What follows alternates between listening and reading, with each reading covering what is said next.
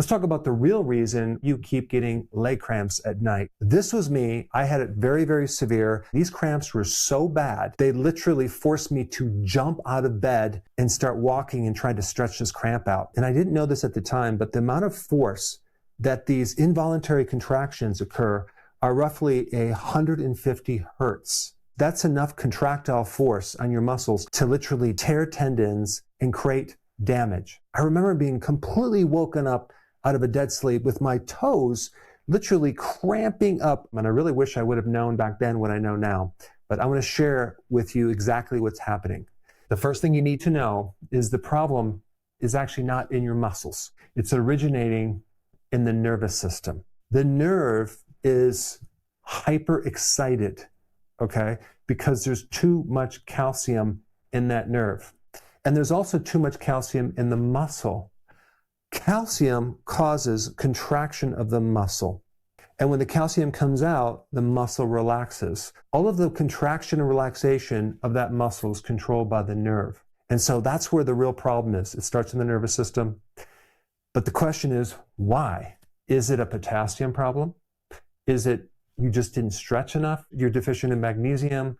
Maybe you're just dehydrated, right? So many friends and family will give you all sorts of random guesses on what's causing it, but I'm going to tell you right now, it's coming because of low magnesium. And so magnesium is really behind the pump that pushes this calcium through the nerve and out of the muscle. The magnesium deficiency shows up first in the peripheral part of the body, which is the place that's furthest from the heart. Just like with diabetes, you'll notice symptoms in the bottom of the foot. Well, with a magnesium deficiency, it's going to show up in the lower leg in a different way. And I know some people will say, well, I had my magnesium tested and it's actually normal. Well, it's almost impossible to test for magnesium in your blood because you only have 1% or less in your blood. And your body will deplete your bones and your muscles and your organs way before you deplete it in the blood. So by the time it shows up in the blood, you are severely, severely deficient. Some people, when they start taking magnesium, it just doesn't work, okay?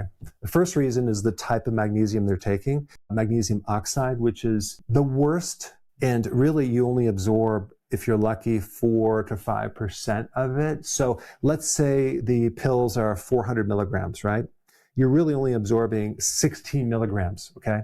Well, that's not enough to create a therapeutic effect on your body, unfortunately. The majority of research does not tell you that cramps are a magnesium deficiency, because 80% of the research is using magnesium oxide. However, there is some research to show that magnesium does help the cramp, and I'm going to share that with you. If you use magnesium oxide in your research, you're not going to show a lot of benefits from magnesium. So you want to use magnesium glycinate in a very unique way. And the big thing beneath this entire problem is most people are deficient. Why? Because our food, we don't consume enough magnesium-rich food. And then also, if you do, you really only absorb, if you're lucky, 30 to 40%. That's with a healthy body, with a healthy digestive system. So if you see in the back of the label that a certain food has 100 milligrams of magnesium, you're only going to absorb a percentage of it. The more stress you have, the more magnesium flushes out to the urine. The more caffeine, same thing, it's going to flush out to the urine. The more carbohydrates you consume, the more magnesium you are going to lose. Certain medications, actually quite a few, deplete magnesium. Alcohol depletes magnesium. Our soils are so depleted in magnesium that it doesn't end up in the food. So over time, we're losing more minerals, especially trace minerals, and magnesium on top of it. There's a lot of foods that have oxalates, chocolate, nuts, spinach.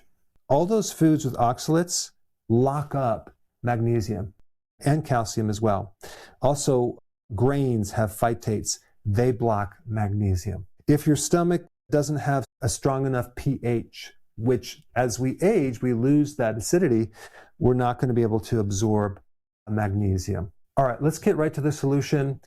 A really big reason why your magnesium might not be working is you are very low in vitamin D.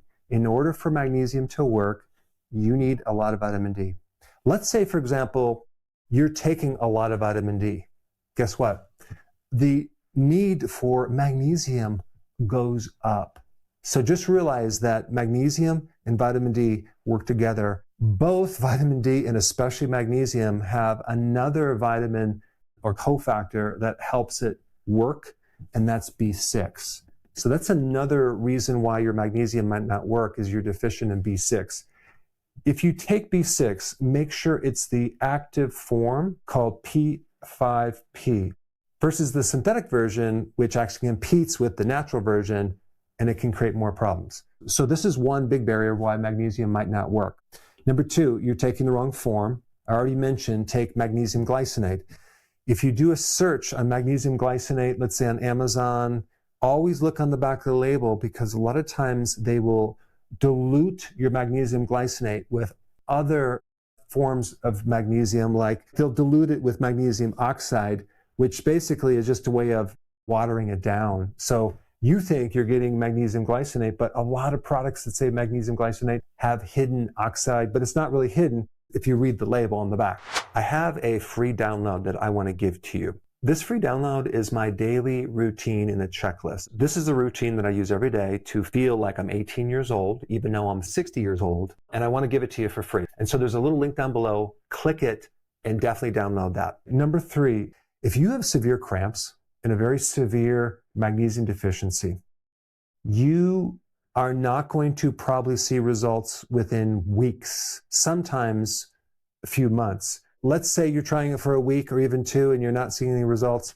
It could be just because you didn't do it long enough. And unfortunately, some people are going to quit way before it starts working. What you're going to do is take a certain amount several times a day. And so there's an absorption threshold of 150 to 180 milligrams per dosage. Now you can do this in a powder or a pill, but the reason I'm going to recommend the largest amount at night is because that magnesium helps GABA, which is a calming hormone.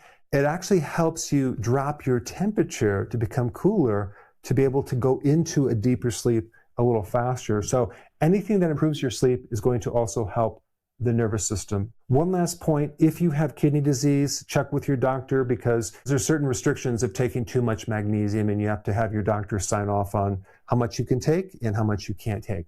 You now have the exact formula to get rid of your cramps. Go ahead and comment down below and tell me how much it helped you.